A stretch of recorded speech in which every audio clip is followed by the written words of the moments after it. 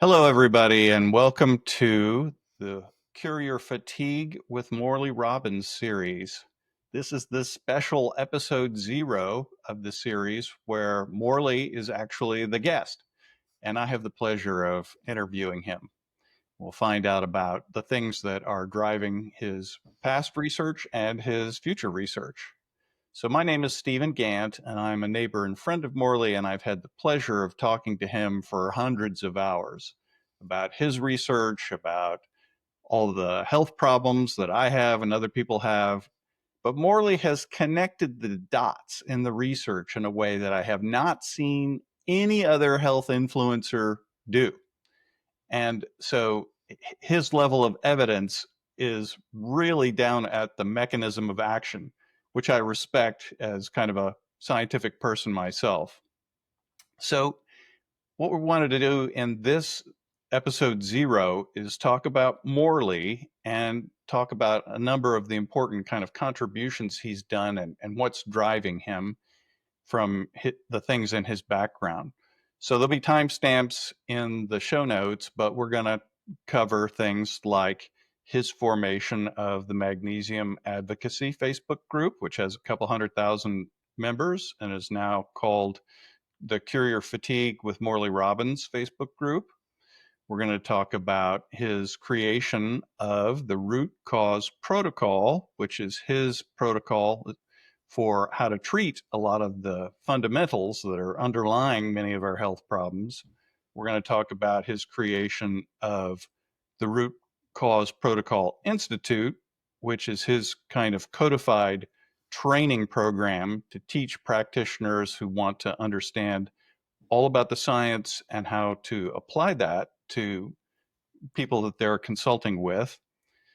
And we're going to talk about his book, Cure Your Fatigue, and what led to that.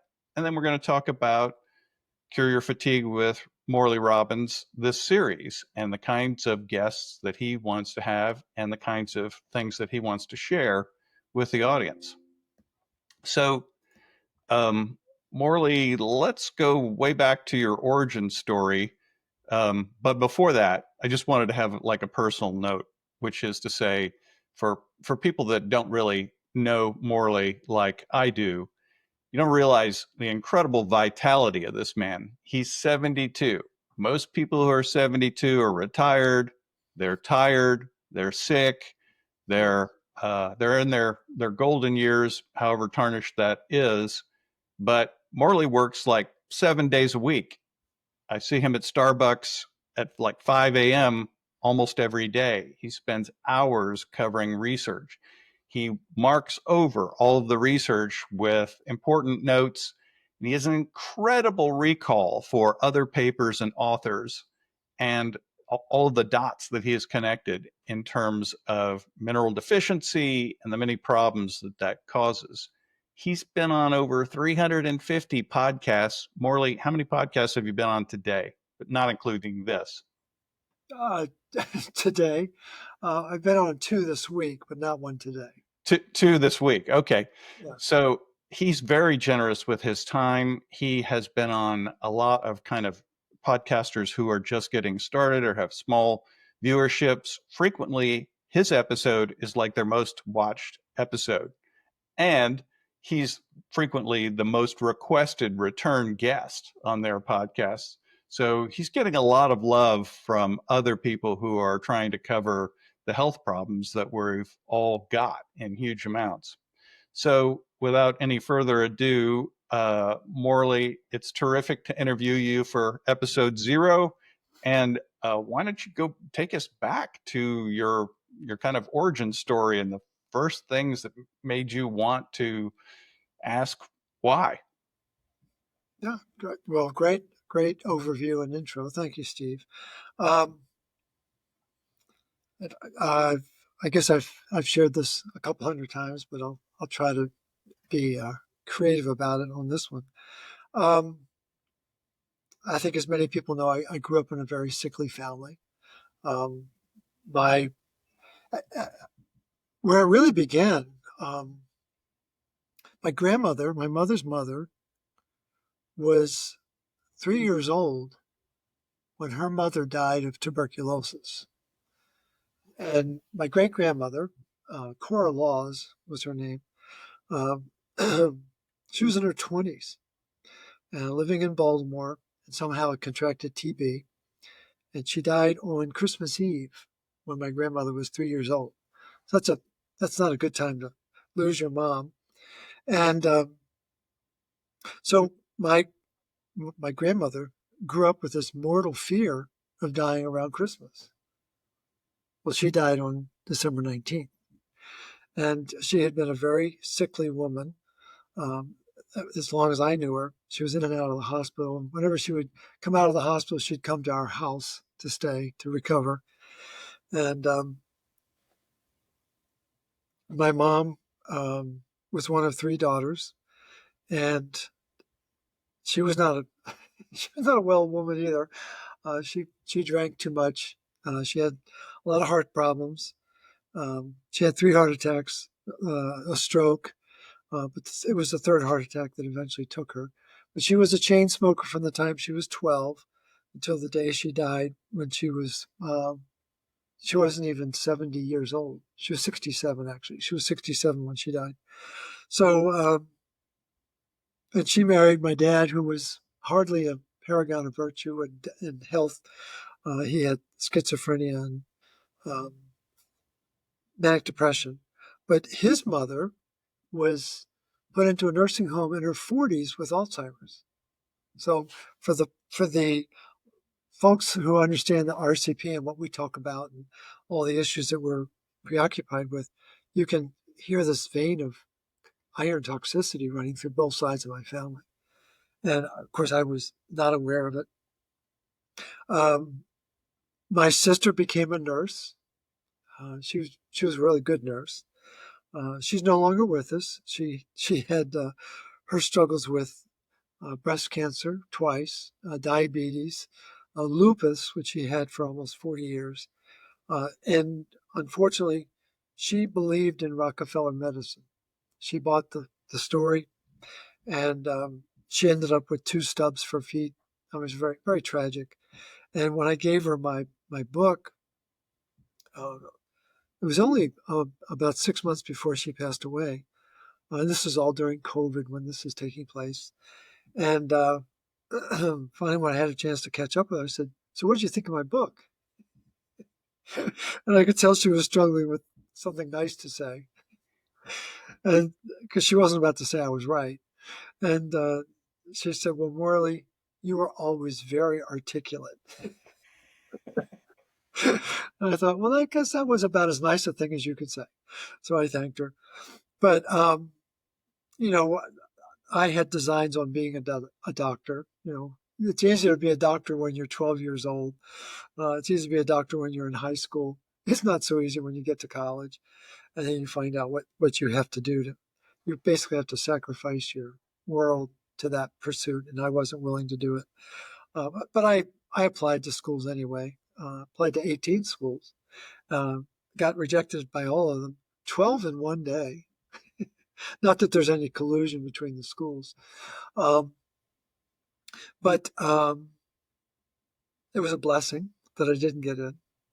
As Ben Edwards said, you didn't get indoctrinated. So I didn't learn the code. I didn't learn the narrative that's running Rockefeller medicine, and so I was able to think differently. Um, but I didn't go into a clinical pursuit. I just went into being pursuing the world as a hospital administrator. Yeah, And so but people don't know that you actually have a degree in biology, right? Your undergraduate degree was in biology. undergraduate degree is in biology. Um, I mean, I wasn't cleaning clocks at Denison with my academic prowess, not the way I do now, anyway. But yeah, I took all the pre med curriculum, so I've been around the block, um, and I went into mainstream business. Hmm. I went to business school.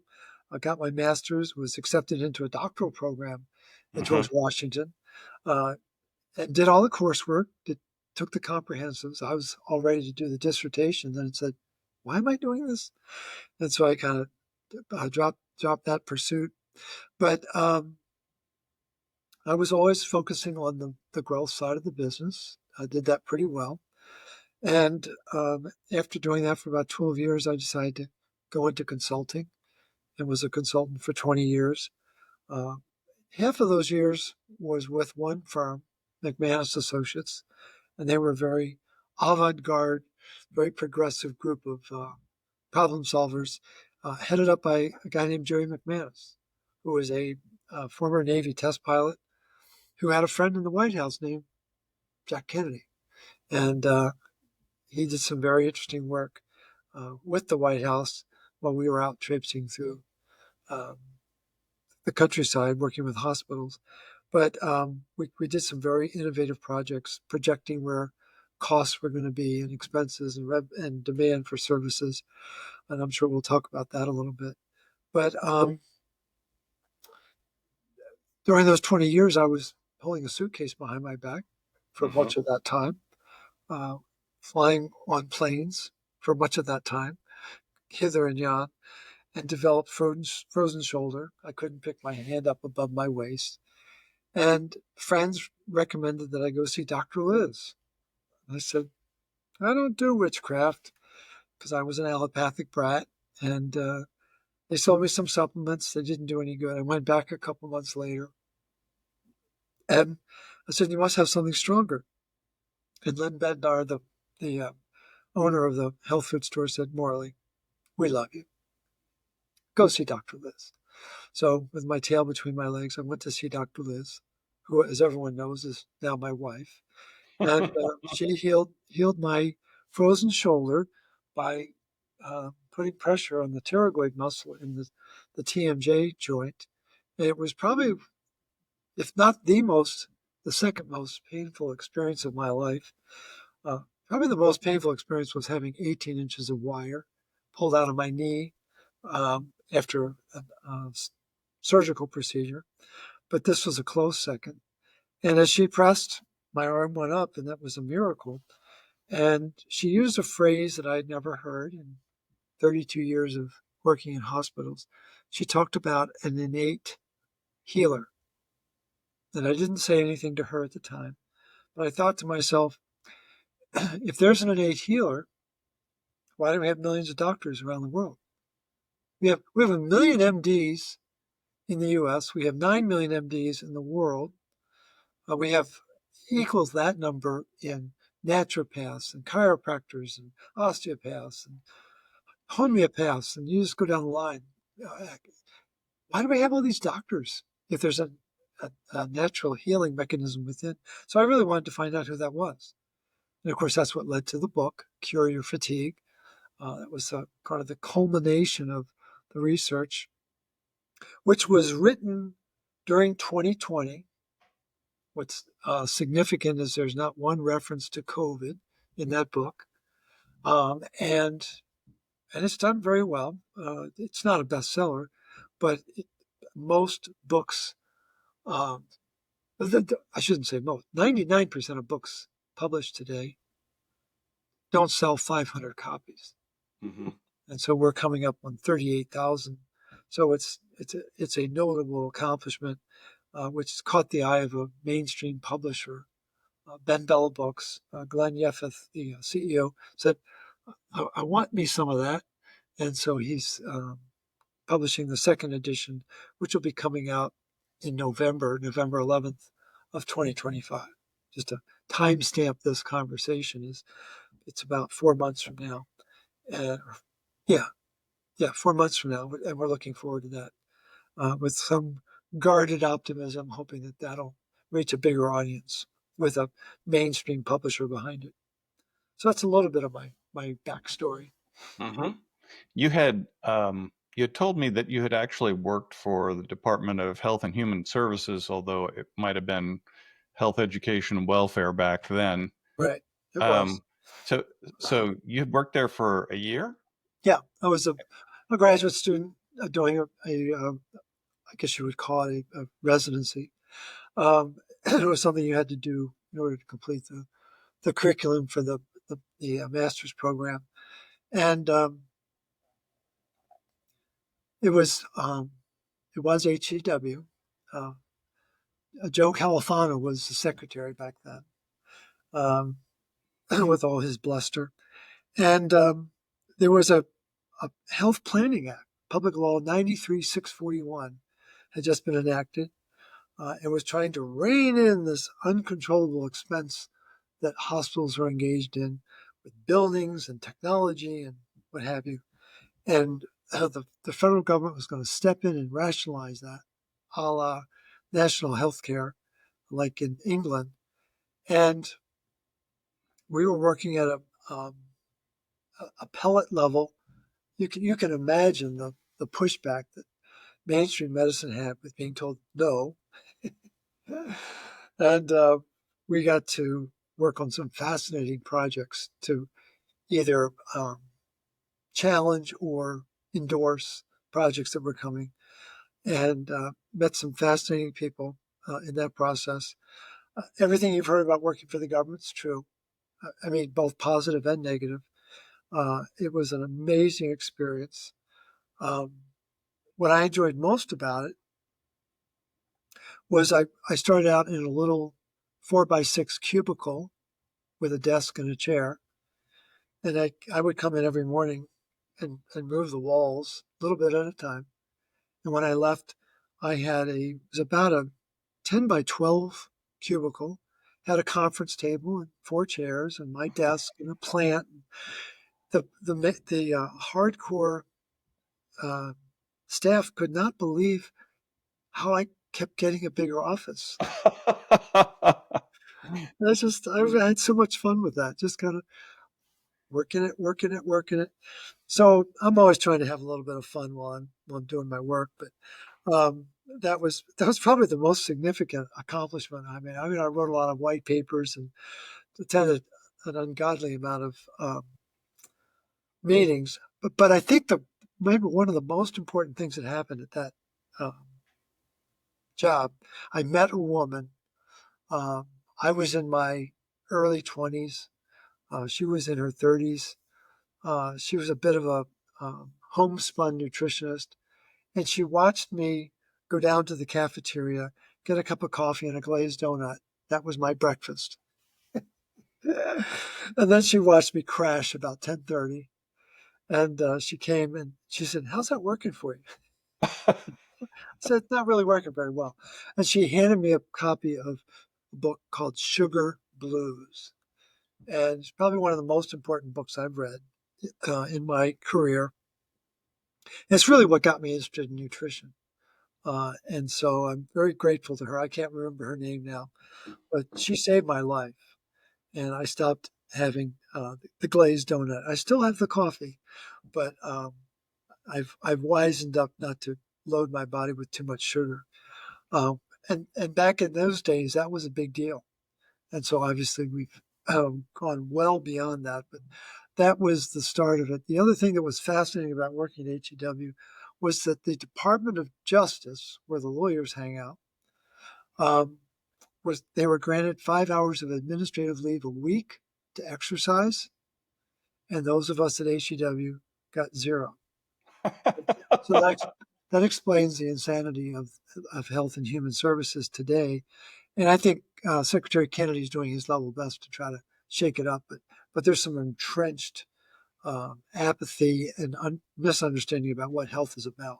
But it'll be interesting to see what he's able to pull off during his And tenure. people don't really understand. I think it's easy when you focus on these concepts to kind of extrapolate and think that everybody understands what it is. And of course, you grew up in Baltimore and you were essentially in the orbit of DC most of those kind of That's right. formative years.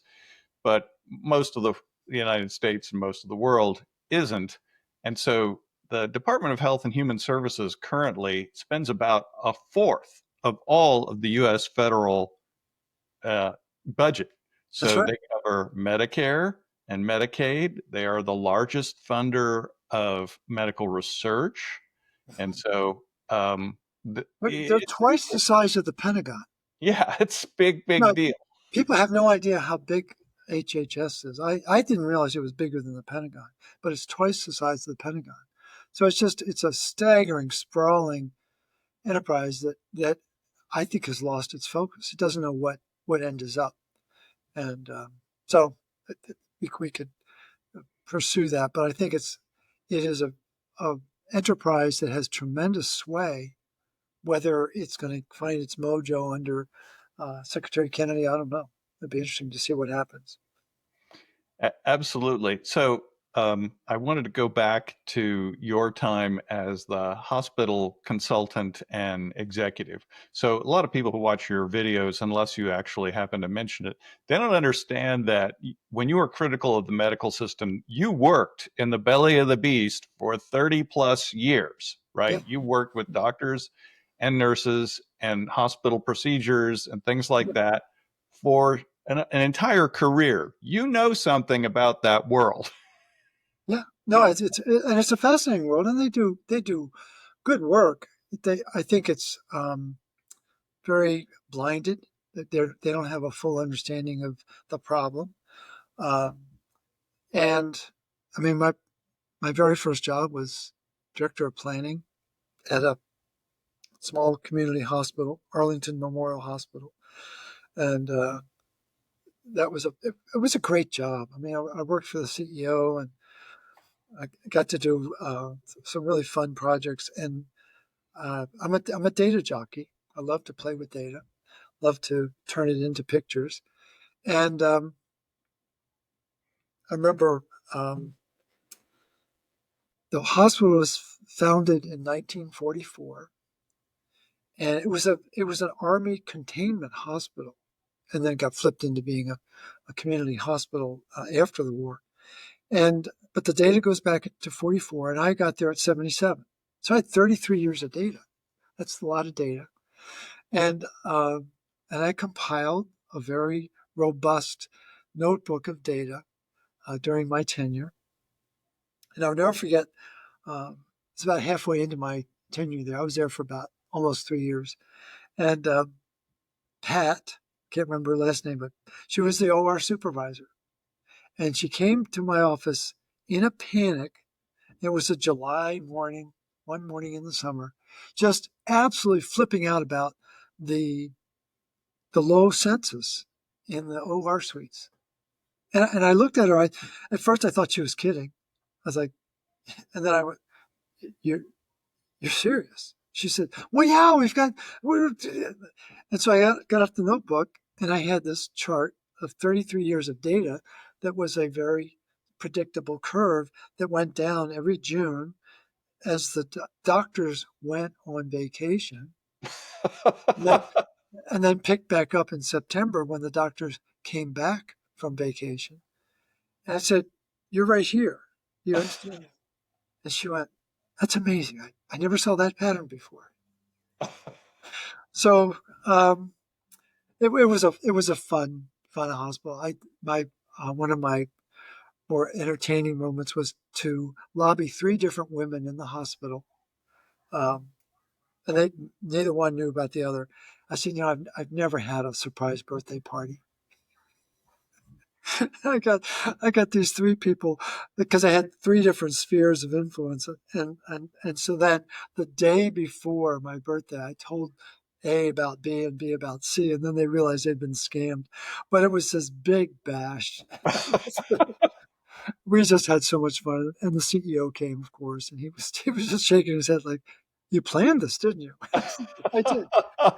So no, it was those were easy years, but then you start to work for bigger and bigger organizations, and you get into hospital systems. And then I ended my career with a hospital system that had 52 hospitals. It was a multi-billion-dollar enterprise, and um, it was challenging, but it was still very stimulating and a lot of fun. But um, I got to see firsthand where the strengths and weaknesses of the system are, and lovely, caring people that are just clueless about why we get sick.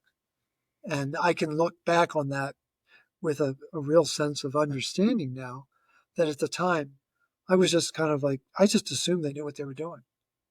Now I wouldn't step foot in those institutions just because they don't understand the dynamic. They don't understand the problem. And so it's just a very wild um, reversal of my experience to go from building bigger and better hospitals to I could shut them all down with what we know within the root cause protocol. But that's a very brash statement to make, but I think it's true. I think there's just a global misunderstanding about why people get sick, why they have these symptoms. And I was on a call just yesterday. We have these webinars every month, and we were talking about women's health issues. And I admonished the group. I said, "You've got to stop talking about this like it's a disease. It's not a disease. There is no disease. Stop using that word." And getting people to put it into an energy construct, into an energy paradigm, that when the body doesn't produce energy, it creates symptoms. And don't tell me it's a disease. Tell me about the stress you're under that's affecting the nutrients and the use of those nutrients in the body, and get back in control. That's really what I think is missing in the system. Is the whole paradigm is built on capitulating your responsibility to some priest who's going to heal you, and the priest doesn't know how the game's played at a metabolic level.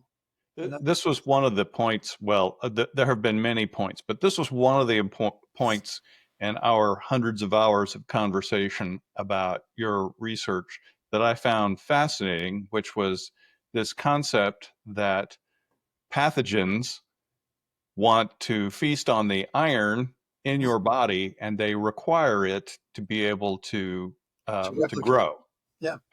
and to replicate, and that your body has processes to fight that by sequestering the iron, but that your body cannot tell the difference between situational stress, like when you're doom scrolling or you're in a bad relationship or any of those kinds of things, and an infection. And so your body reacts the same way, That's right. sequesters the iron causes problems. Yeah, I think that was probably one of the things that amazed me the most when I got into this, because as everyone knows, I cut my teeth on magnesium and magnesium deficiency, and the stress that causes magnesium deficiency. And not everyone realizes that the biggest stress on the planet is oxidative stress from iron that's not being properly regulated by copper. That's a whole other subject. But what's amazing is that there's 1,000 forms of stress, but the stress response is identical as you're noting. There's a very predictable pattern for how the body responds to stress, and it affects the electrolytes, it affects energy production, it affects the release of calcium.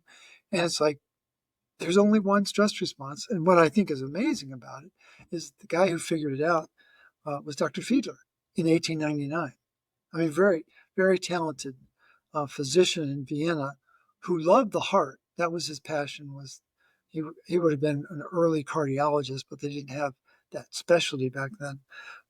But he was a real proponent of understanding the stress response, and I think that's hard for people to realize that all of these varied ways that we get into stress have a single response within the body. And Mm-hmm. that really became a galvanizing part of the root cause protocol, was to say, how do we de-engineer that stress response so that we have more control over the situation. I wanted to circle back. So many of the themes that we talk about, they're all intertwined. But when you were a hospital consultant, one of the things that you did was you worked on these projections of the growth in healthcare budget. And this was back in late 70s, early 80s, something like that. 87. 87. Okay. And then 2008 was the other big one. So you just give us a little idea of where you went for sources of information about what was going to impact the healthcare budget.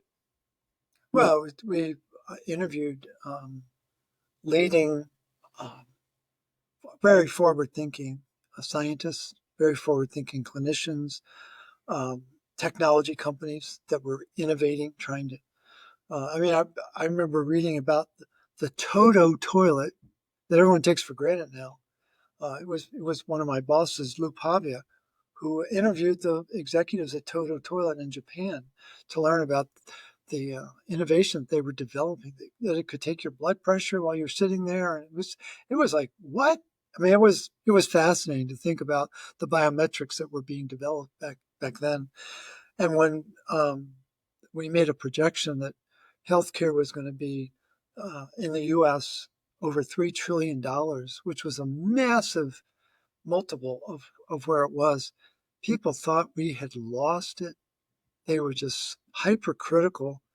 And of course, some years later, they said you weren't bold enough. And yeah, no, we caught a lot of flack for that.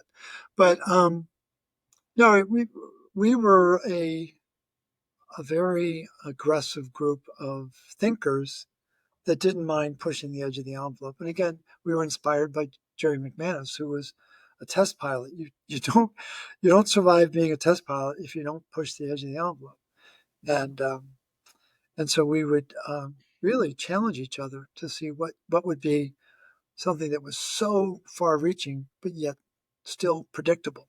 Hmm. And so it was a fascinating assignment to be a part of, and then to be able to do it again, not quite on the same scale, but in 2008 to do it here. It was really focused within the Carolinas. There were three different healthcare systems that wanted to know what's healthcare going to look like in 2025. So here we are, we're there. They wanted to know in 2008 what's it going to look like in about 20 years. And every disease index was a hockey stick getting ready to take off. And that's really what got me to shift. I realized at that point I couldn't stay on the sidelines anymore. I Hmm. didn't. I mean, I was doing what I thought was good work, but I wasn't solving anything. I wasn't. I was, you know, I was enlightening people, but I wasn't solving a problem. Now I can honestly say I've helped solve the problem. Hmm. I'm not. I have not boiled the ocean. I'm not trying to do that. But for the people who take the time to read through and understand the root cause protocol, and then adopt the principles of the protocol, and then maintain the principles of the protocol, the most amazing thing happens. Their symptoms disappear. Hmm. Not not always 100%, not always as fast as people would like, but what invariably gets in the way is emotional stress, and we're all subject to that. And not everyone's willing to deal with their emotional issues. It's just, it's a very sensitive area for everyone. But when I started this work in 2009, um, I was 100% Newtonian. There's a missing nutrient, a missing mineral, vitamin, whatever. We got to find it. And now, 16 years later, I'm 100% quantum. It's all emotional. And the energetic field of the body changes with emotions. And that destabilizes. I mean, the phrase that I use is if you have stress in your world, you have oxidative stress in your body. Hmm. And that, when I first said it, I didn't really know what I was saying. It made sense intuitively. And now, years later, I can back it up with a lot of research to say that's exactly what happens. And the other, the corollary to that is that when stress becomes chronic, as it invariably does, uh, we get into a state of fear, which triggers a sympathetic response. Well, you can't heal when you're in a sympathetic state. It's impossible. And again, the phrase that we use within the RCP is we spell fear Fe hyphen AR because when you're in a state of fear, you're a magnet for iron. And now we are um, celebrating the fact that we just found definitive scientific proof that we were right all along. Again, it was more intuitive than intellectual. But there's an enzyme that's produced in the liver under stress. It's called furin, Furin, and furin activates hepcidin, which no one's ever heard of.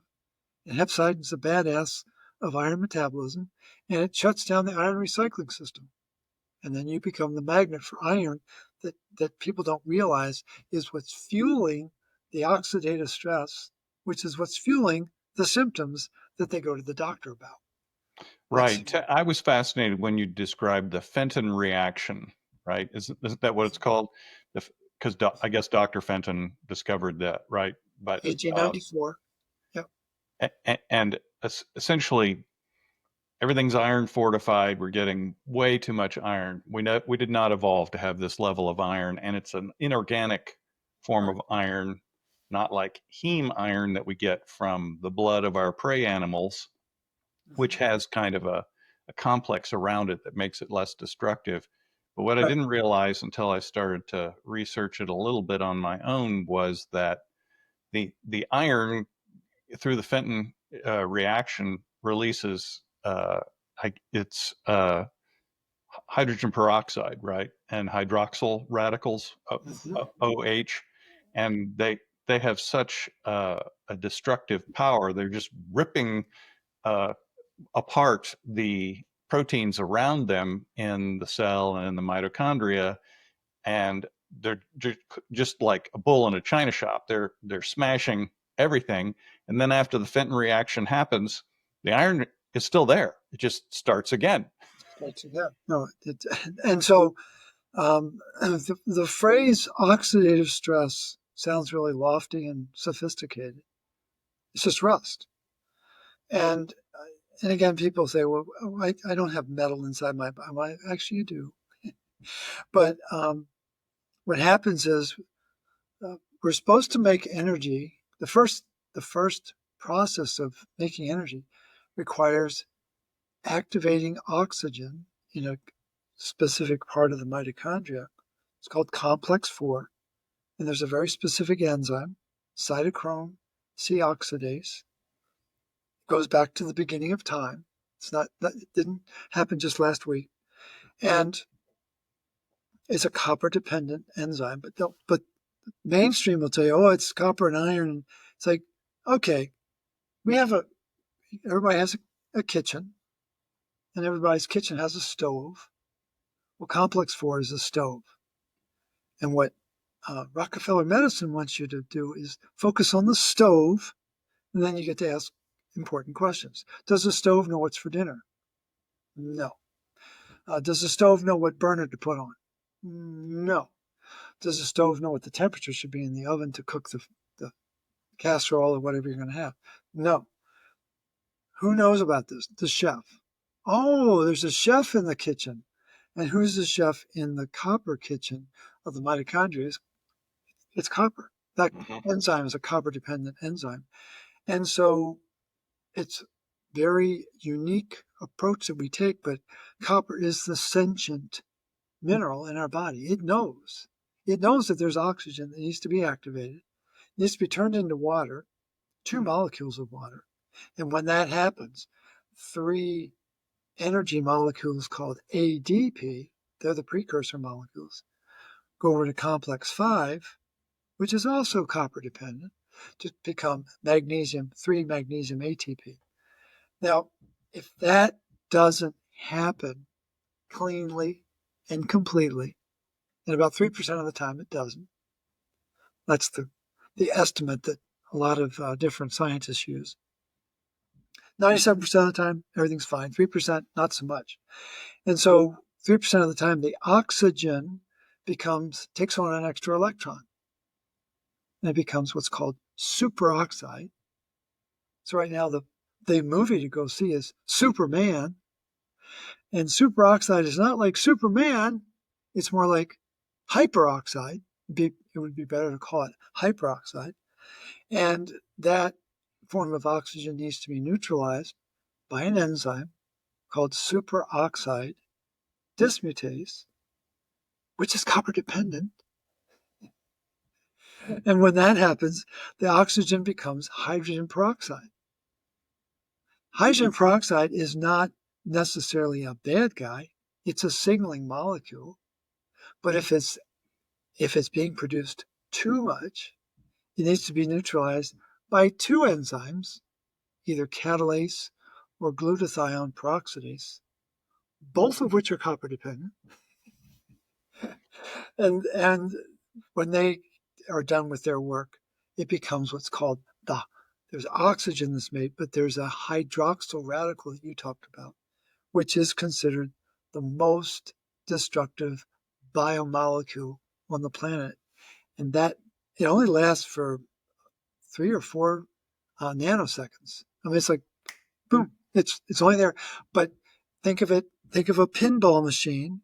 You're working the steel ball. Well, that's the hydroxyl radical inside the cell, and it's pinging DNA, it's pinging lipids, it's pinging proteins, and it creates a mess. And as you've noted, Steve, it's a chain reaction, and it just keeps doing that until it gets neutralized.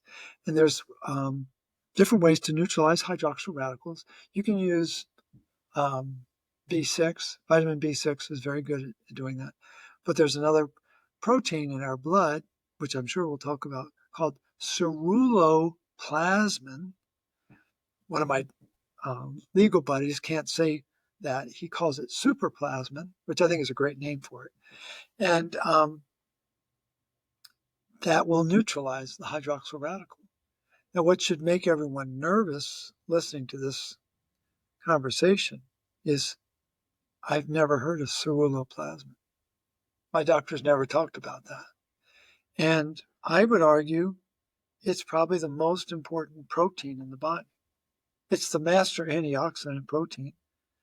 It works with 15 substrates. So Yeah, that and tell people what a substrate is. Just well, it's assuming. an element that is going to be turned into something else. Hmm. So it's you know gasoline in our car is a substrate. There are some engines that work on water, but and there's some engines that work on just oil alone. But this particular protein works with 15 different elements, like it can work with iron, it can work with copper, it can work with oxygen, it can work with phenol groups, diphenol groups, polyphenol groups. I was just there's 15 different dimensions of it, That and we then know of so far. that we know of that have been released to the literature. And then there's, as I've counted it, 9 different enzyme functions. So ceruloplasmin is basically a transformer. And we're all familiar with what transformers are. Not the electrical transformer, the mechanical transformers. And it can morph into different shapes, different functions, which is nothing short of a miracle. And again, this is not taught in doctor school.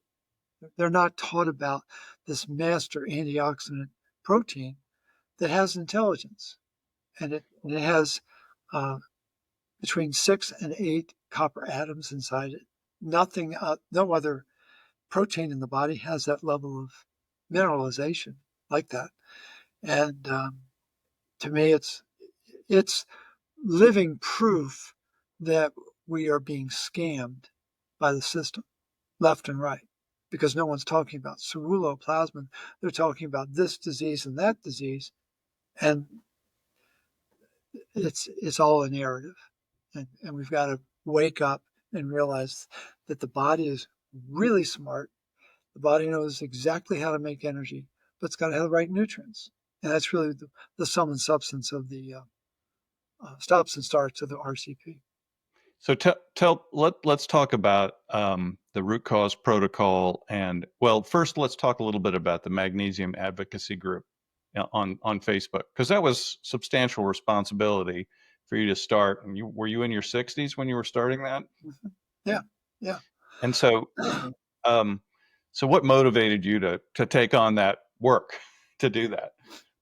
Well, I was being sponsored by Jigsaw Health back then, going back in time, and Pat Sullivan, the dad, and Patrick Sullivan Jr., his son, were very supportive of my work, and they wanted me to write a book about magnesium and how important it is, particularly for heart disease.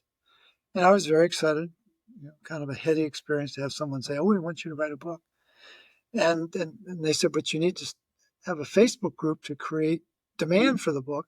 And I said, "What's Facebook?" I had no idea what it was. I had no idea about social media. And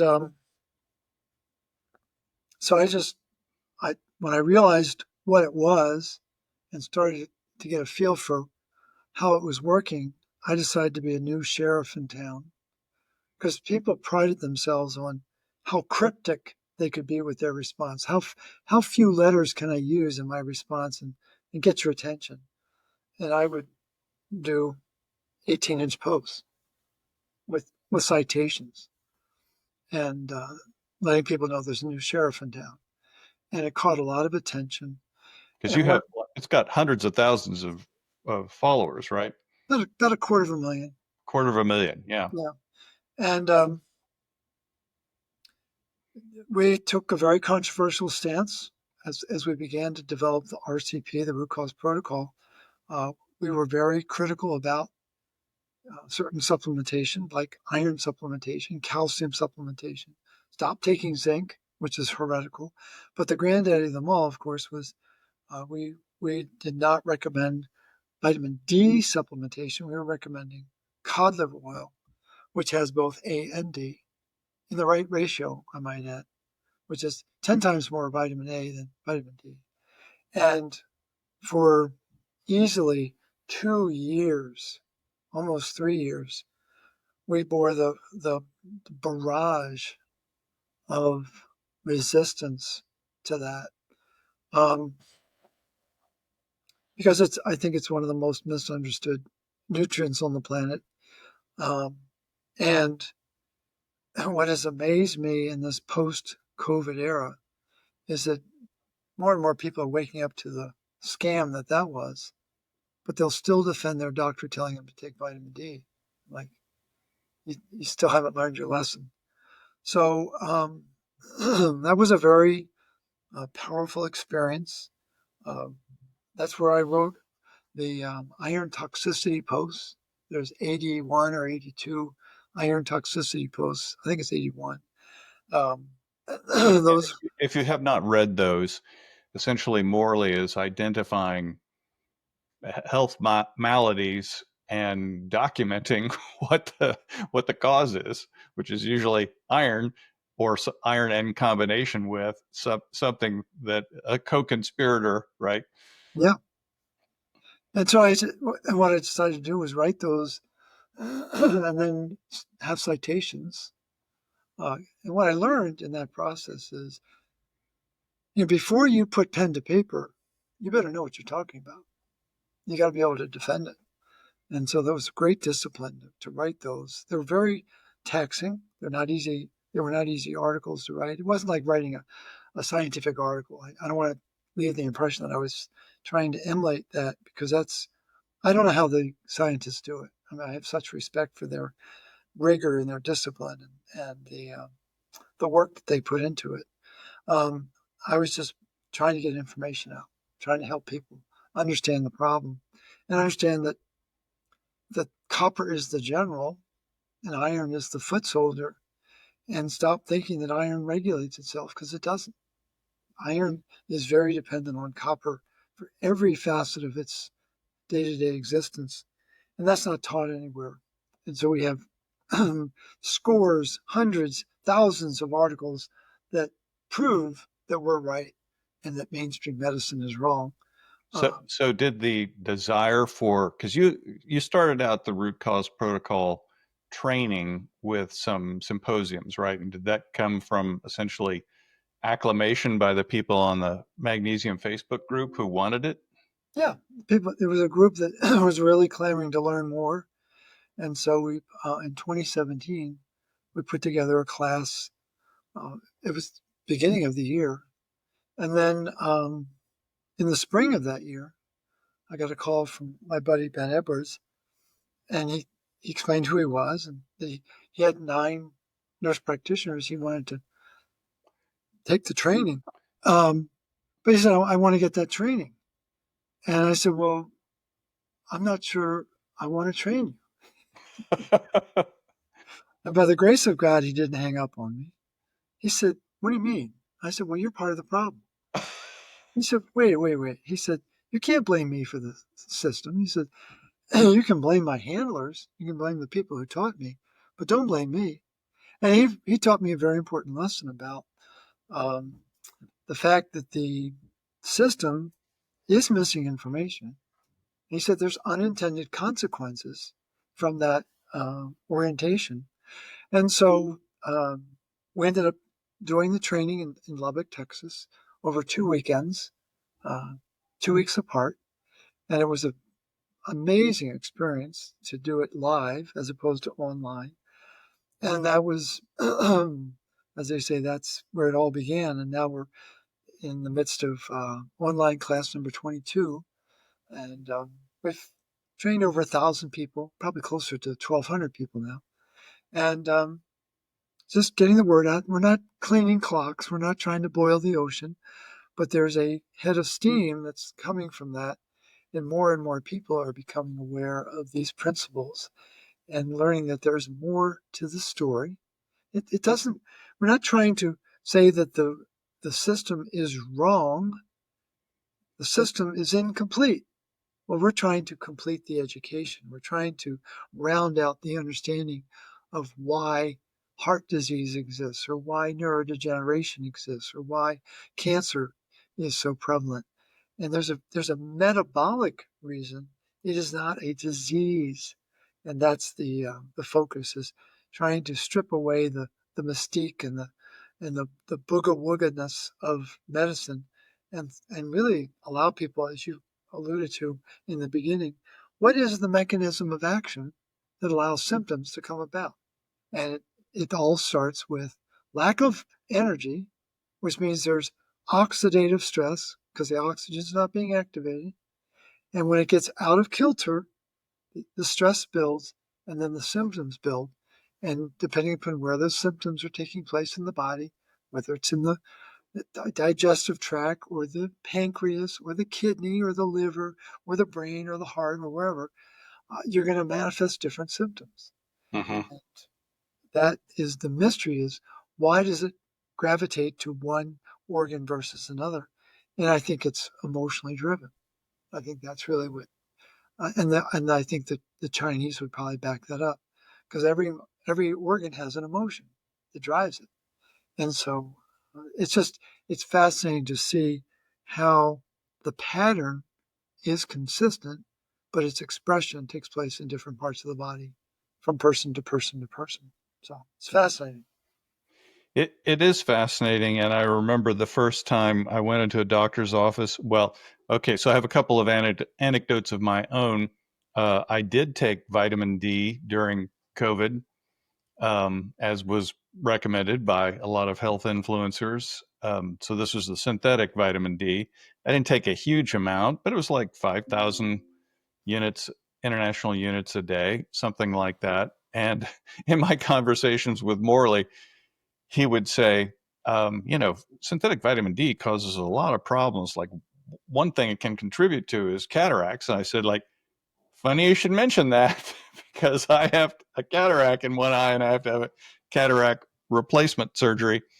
And then a little bit later, he said, vitamin D, this would be like weeks later, he'd say, like, vitamin D can like contribute to the breakdown of the matrix of your teeth. And so I said, funny you should mention that. I have a molar that's essentially coming apart, and I may have to have a root canal on that. Fortunately, I didn't, but I did have to have a huge crown put on Right. it. These were not cheap medical interventions to have to fix the problem. I just wish that I um, had not taken vitamin D for for, for that reason and other reasons. Mm-hmm. But I remember when I went in to see my my cataract surgeon. He had done like, I don't know, 20 operations the previous day, and it was just kind of dragging in. And I said, So is your fatigue, is that like a character defect, or are you just not able to make enough ATP? And he's like, what? And I said, you know, a lot of those processes are copper dependent. So his next response was not get out of my office, but it was, where can I get copper?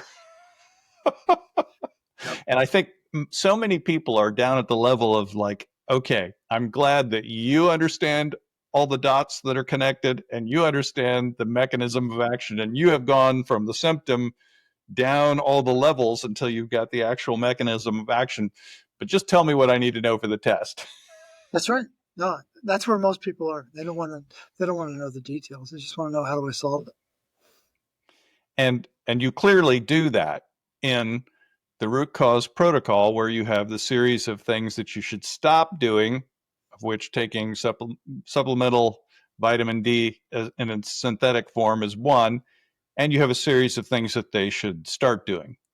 Right. And one of the things that people should start doing, that of course I was one of the most resistant to, was donating blood, Mhm. right? And I started to think like, well, how can you get the all this iron you've been building up in your body out of your body? And really, the only way to do that is through the blood, right? Yeah. The blood donation has been. I mean, for millennia, um, shaman have been doing blood donations or phlebotomies on their subjects. And it really was, it was probably in the 1500s and maybe 1600s was when it got solidified by the Royal College of Physicians. We'll stop doing that. And I think, in fact, George Washington, the reason why he died is they did a third phlebotomy on him and he ran out of gas. Um, but the point is, the body under normal conditions is vitalized by that loss of blood.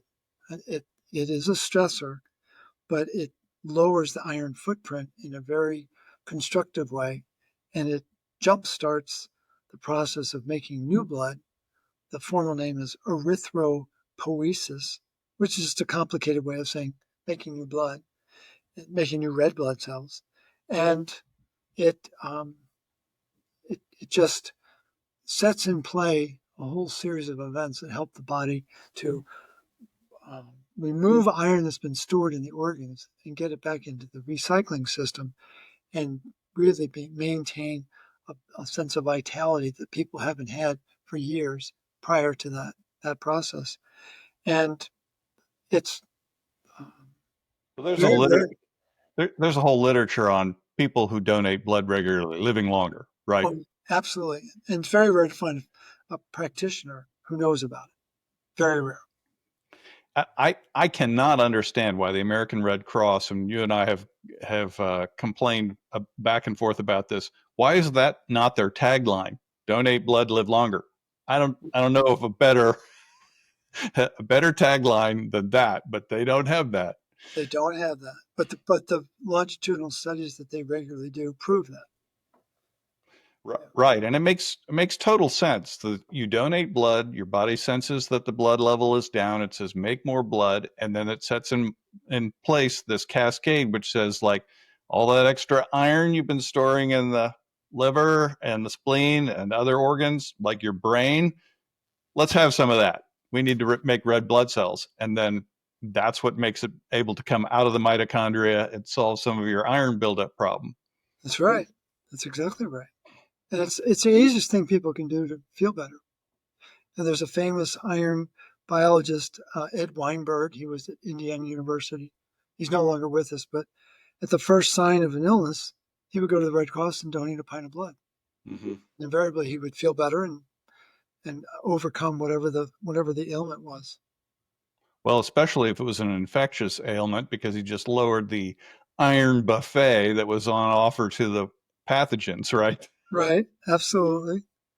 Um, no, it's the thing is that people just don't realize how straightforward the body is and how easy it can heal itself. That's just the body's really smart, and we've been trained to believe that it's not.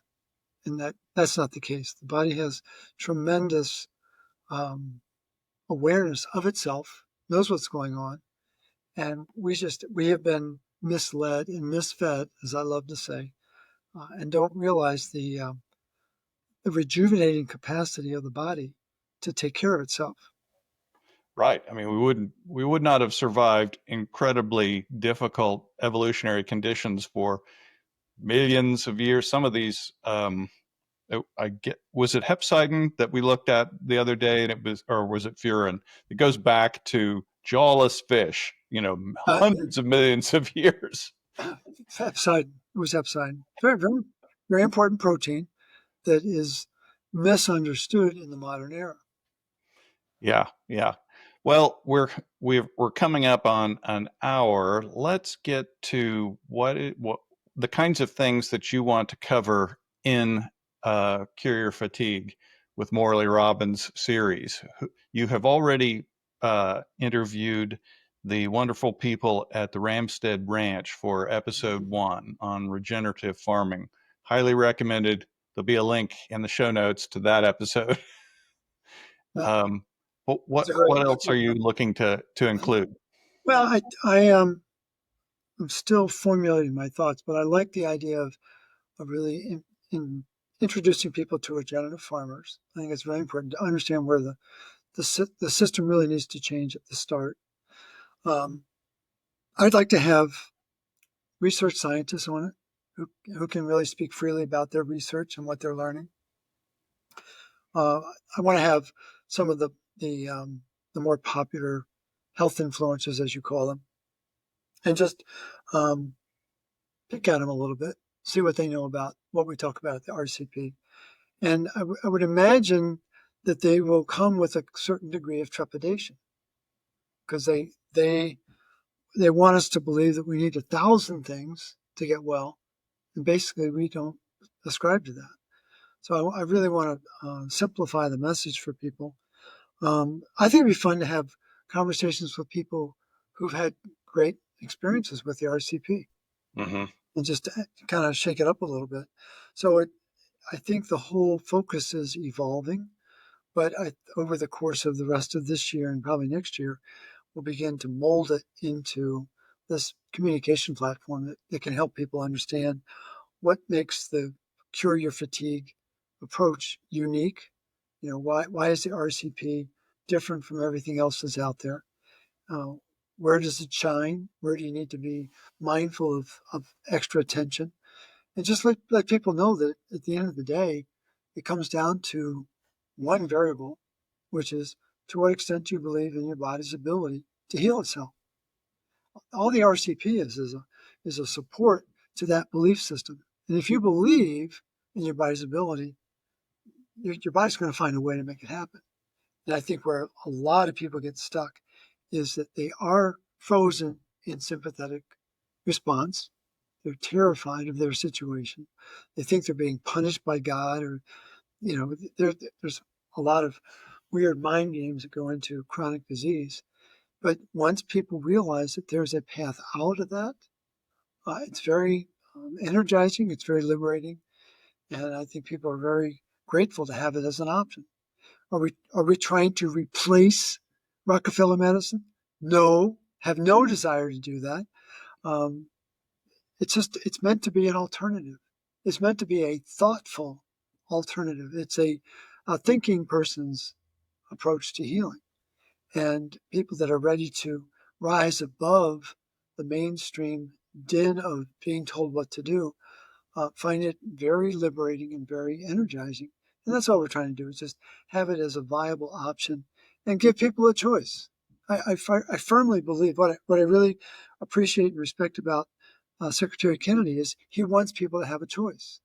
And not everyone's going to choose to not vaccinate or not whatever.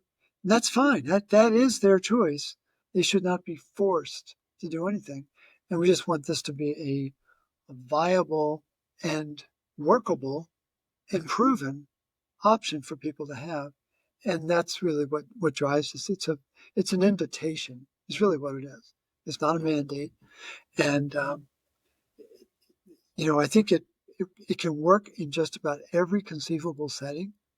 But I think what people bristle at is this one size fits all. I'm like, but but when you understand how chronic conditions come about, all you need is one size, and that's a very disruptive message in a world that believes there's 1,000 reasons why we get sick, but there really isn't. It's because it's a three-ring circus that runs life on the planet and runs chronic disease, and it's copper, iron, and oxygen. And if they don't play well together, you're going to have oxidative stress. You're not going to have enough energy. And then there's this cascade of symptoms that follow that. And depending upon where it starts, they're going to be different symptoms, but related. They're kind of cousins of each other, whether it's coming out of the heart or the pancreas or the kidney. The oxidative stress is the same molecule, but it might have slightly different permutations. It's like at the end of the day, it's lack of energy. And that's really what we want to reinforce in this program is get people to realize the consistency of the problem, the consistency of the solution, and just have some engaging conversations with people who can help us better understand how the healing process takes place. Well, that is terrific. And I hope all the viewers that have made it this far are looking forward to these episodes of Cure Your Fatigue with Morley Robbins, and they'll be coming out on the Root Cause Protocol channel. So please subscribe. And if you want to, if you know somebody who would benefit, please forward these episodes to them. And I can't wait to see many more of the episodes coming forward. So, Morley, you've been a great guest. Yes. I really appreciate it. Guest number 0.